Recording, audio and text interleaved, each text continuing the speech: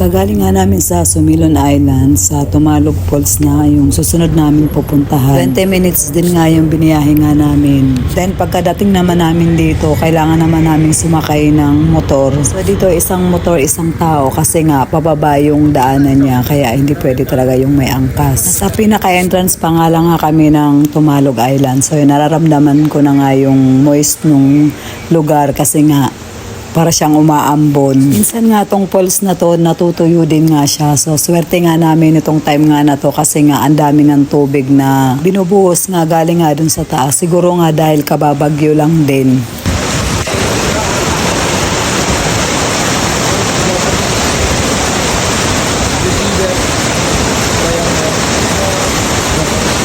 Grabe, ang ganda. Maganda siya sa personal. Dati ang mapanood ko lang sa TikTok.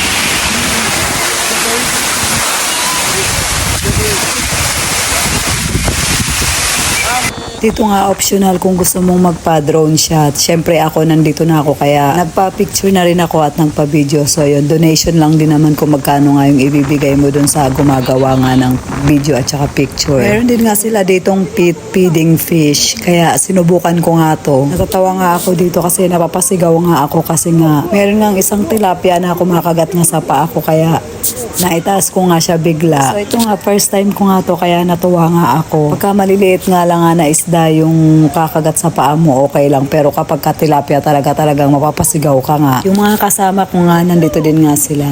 So and after nga nito pumunta naman kami sa mga pasalubong center. Ito na nga yung last stop namin ngayong araw nga na to. Then after nga nito diretso na kami sa accommodation nga namin.